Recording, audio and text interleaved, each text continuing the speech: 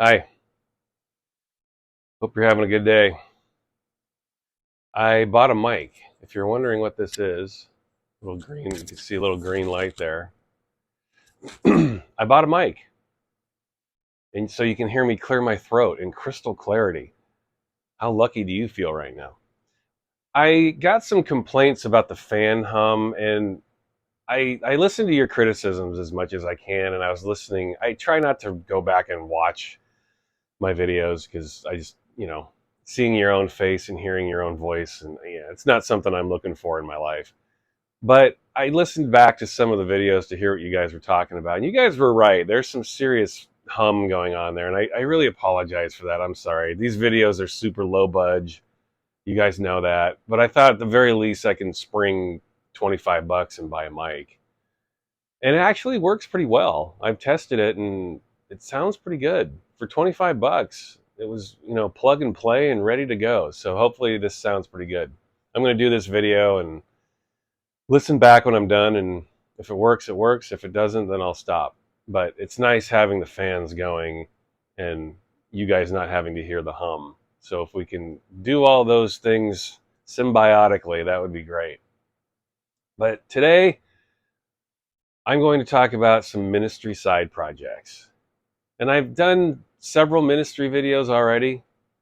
Some of Al's best songs, I think, are not on any ministry album. They're not on any Revolting Cock album. In fact, arguably my favorite song Al has ever done is one of his little side projects. And I'm going to talk about that. I'm going to start off, and I'm going to show some reissues here because you guys want me to show records, you want visual aids, and I thought, no one seems to care about me holding up the original pressings of anything. Not once have I ever heard anyone say, I want to see the original pressing. It just doesn't seem to be anything anyone cares about. So if I have a reissue that's colorful and has colorful vinyl and colorful wax, I'm going to show that one instead. And this is an example of that. This is one of the reissues on Cleopatra. I've only bought a couple of Cleopatra reissues over the years. Cleopatra is well renowned to put out pure trash. Their reissues are really bad. They've always been bad. Sometimes they're okay, most times they suck. This one is one of their okay reissues. Cleopatra just isn't concerned about giving you decent packaging and giving you decent vinyl and giving you decent inner sleeves. They're just about churning out product, making money. They've always been like this too. Cleopatra's been around for years. And yeah, their reissues are generally really, really garbage. But in the last decade or so, they've been dedicated to re-releasing a lot of ministry stuff and Al Jourgensen stuff.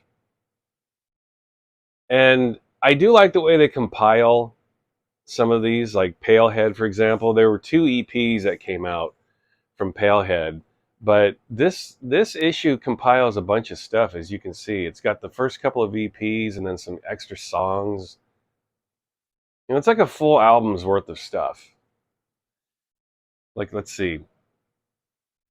Don't Stand in Line, Ballad, Man Should Surrender, Anthem, I Will Refuse, No Bunny, and then Don't Stand in Line, Dub Mix, Man Should Surrender, MGT Mix. Those are tracks I'd never heard before. And they're only on this reissue. Now, as most of you know, Pailhead is Al with Ian MacKaye, of Fugazi. I like Fugazi. Fugazi fans, please forgive me. I've never been a huge fan of the music. I love Ian MacKaye, though. That dude, he walks it like he talks it. You have to respect that man. He was always dedicated to not gouging his fans. You could get into his shows super cheap. He was always thinking of the people first. And Ian MacKaye is a man with a hell of a lot of integrity. A level of integrity you don't see in the music business ever. And his music's good. I like Fugazi. I've never been a big fan, but I do appreciate them. This stuff he did with Al, I like better, but I like Al. I like Al's music better. Yeah, Ian MacKaye is one of those guys who walks it like he talks it, and that's a rare damn thing in the music industry. But this is awesome. This is great stuff. Just Al, at this point, Al made just, when this Pailhead stuff came out, Al was doing a lot of that new wavy industrial dance stuff. And I don't know that Ian MacKaye was a big fan of that, but then, as I understand it, Ian MacKaye heard some other demo stuff that Al was doing that wasn't housed in the whole synth pop thing, and MacKaye was impressed. He was like, "Wow, why doesn't he do more of this?" And he met up with Al, and Al was like, "Well, that's where I want to go. That's the kind of sound I want to produce." And so they came up with this.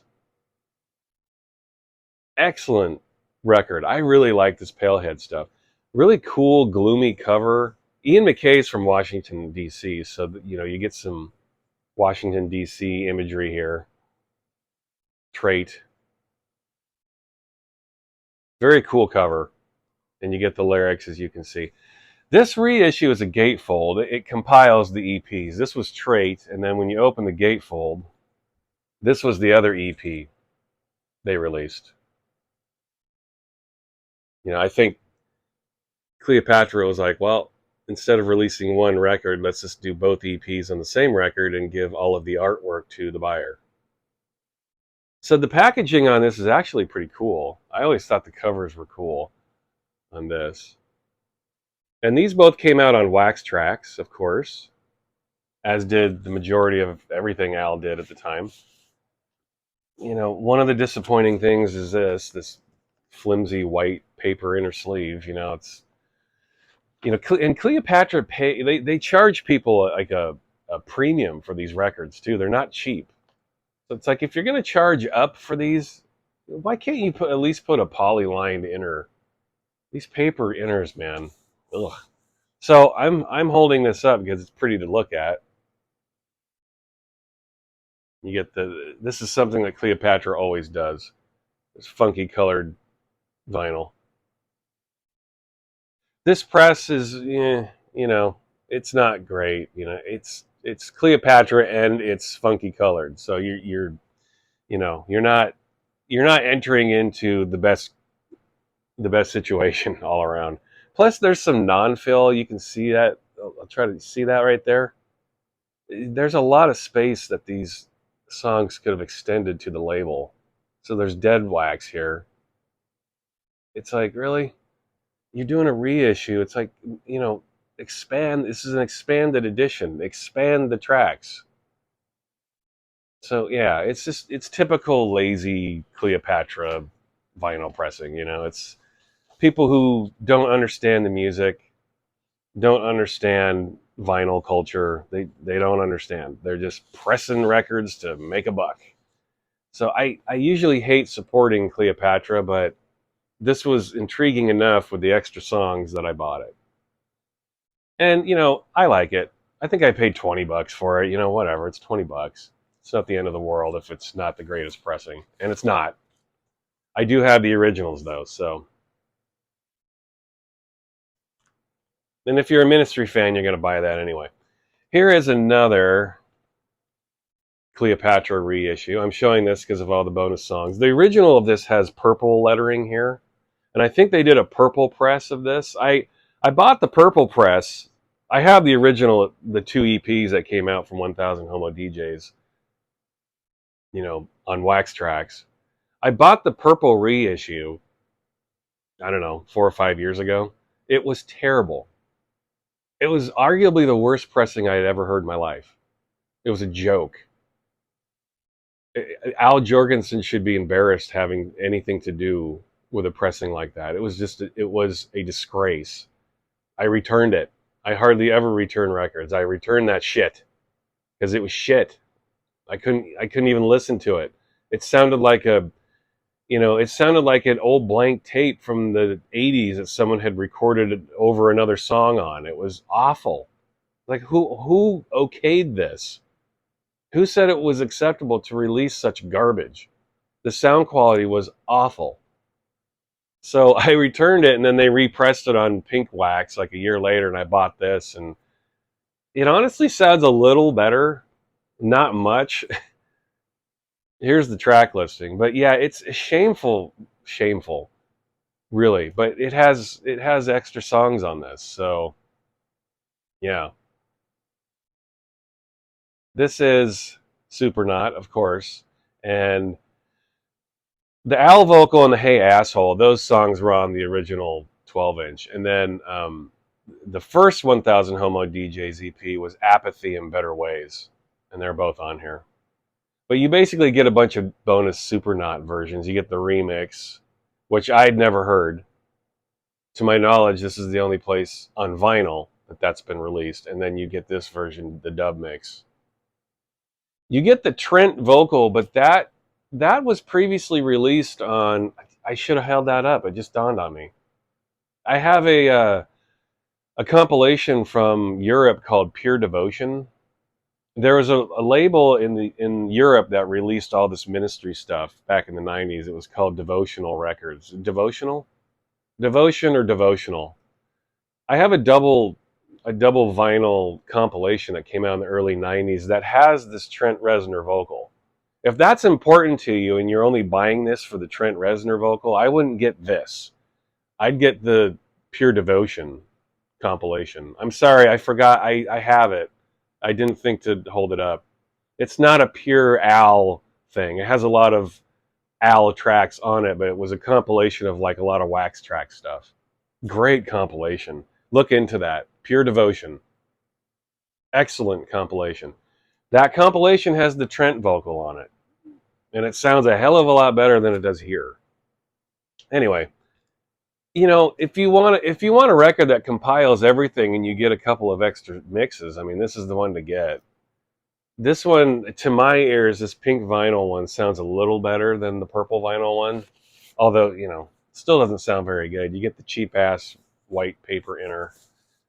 I'll hold up the wax. It says it's pink. It kind of looks light reddish to me, but who cares? You get the idea.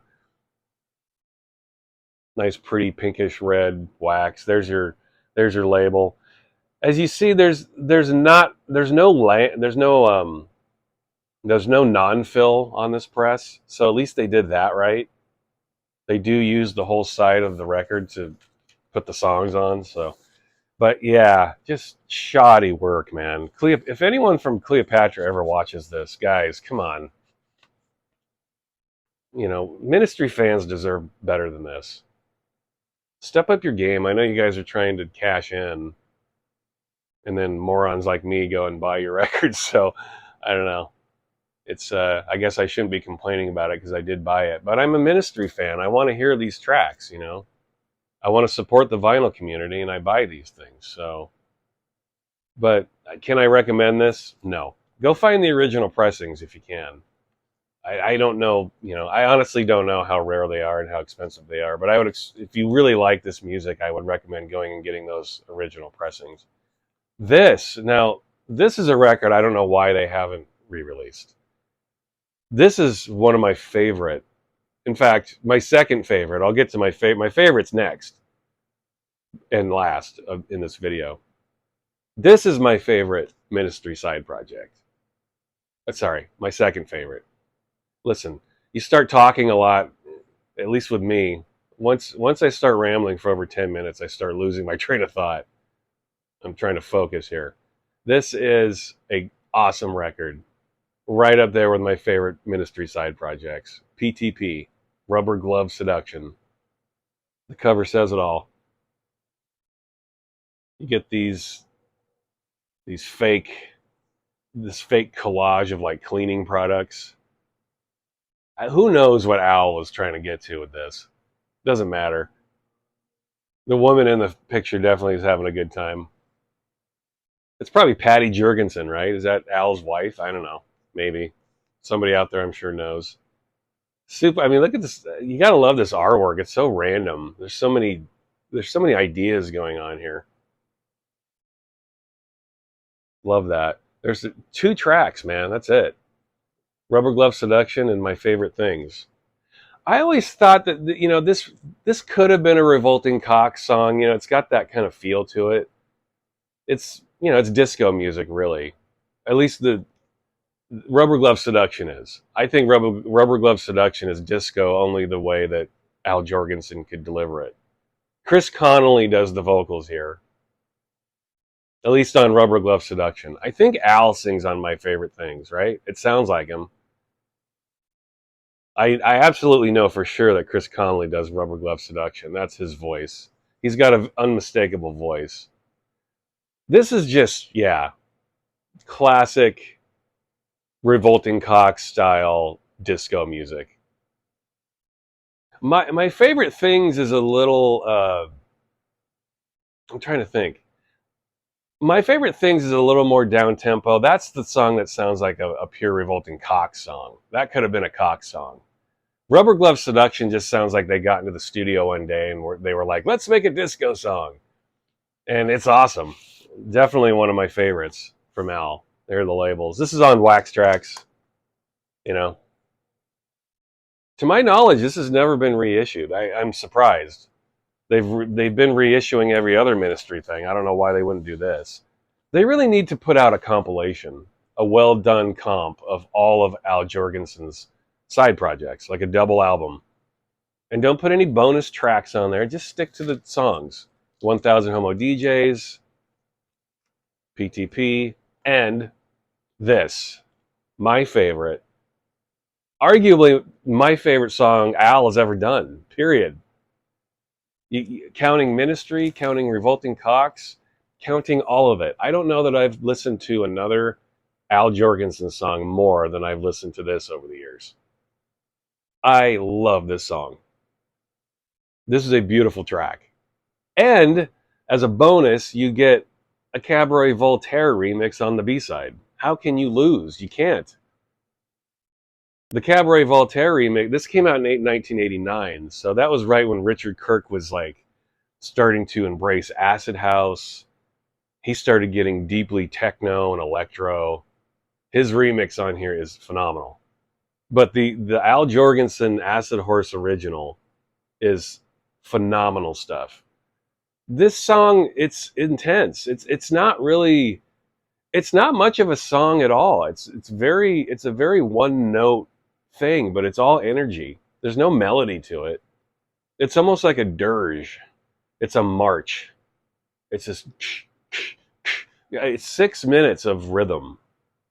It's not interested in having any melody at all. It doesn't matter. It's all energy. It's all mood.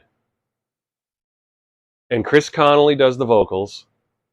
You know, maybe they considered it as a Revolting Cox song or a Ministry song. Who knows? But when you listen to it, it doesn't really sound like a traditional Ministry song. It doesn't really sound like a traditional Revolting Cox song. I can see why they released this as its own thing. It makes sense.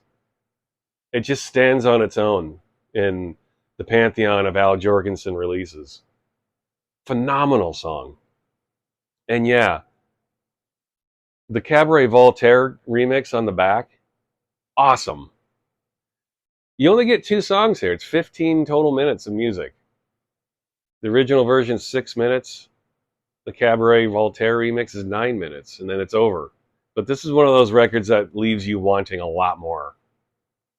Love this record. Absolutely one of Al's greatest songs.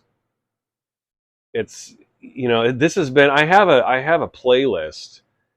I think I've called it like morning music or something. You have songs in your life that just help you, that kick you in the ass and get you ready for the day. Music that gets you moving.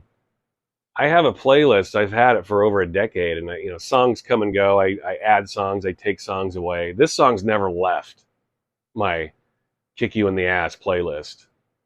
Just a song that slaps you in the face and gets you moving. All energy.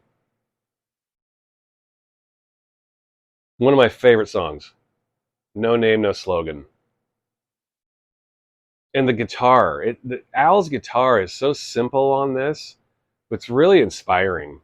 There's a guitar solo that pops up toward the end, and sometimes there are guitar solos that are, they're very simple, but very powerful. It fits the mood very well. This is a very intense track, and the guitar work is excellent. And Chris Connolly's vocals are excellent. If you like Ministry and you've never heard this, you need to get moving, man. This is one of the best. I'll show the. Oh, I forgot something fun about this too. It comes with a fake. This is phony. This is not real, but it comes with a sheet of acid tabs. I'll never forget when I first bought this. A friend of mine, he was listening. I let him borrow it, and he pulled the record out of the sleeve, and he saw this, and there was like a half. He looked at it, he pulled it out, and he was like, "Oh." But that half second of him looking at it, I remember saying something like, "You thought that was real?" No, I didn't. I promise I didn't think it was real. Yeah, your eyes said differently, dude. But anyway, that's fun. A fake sheet of acid. And I'll show the labels here. I put it in my own little poly inner because, I wanted to preserve it as much as I could. Because I play this record a lot, even to this day, man. I have played this record many, many, many, many times. It is a essential piece of any Al Jourgensen collection or any record collection, period. Seriously, if you don't have this record, you need to get on it. This did get re-released by a European label. I think they're out of Poland. The record label's called Mechanica, I think. I apologize if I'm not saying that correctly or if my information is off. My information will be off, as you know. Sometimes I'm just not correct about my info, but I think 95% of the time I'm correct. I think it's called Mechanica. I have not heard that pressing. I can't speak to it. Those of you who do have it, I would love to hear from you. Tell me how that pressing is, because I've thought about picking it up. Because, yeah, this record, I'm wearing it out. I've thought about purchasing this again because, yeah, one of my all-time faves.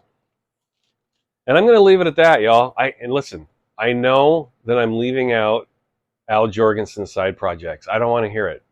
If I hear any comments about, hey, you left out Revolting Cocks, man.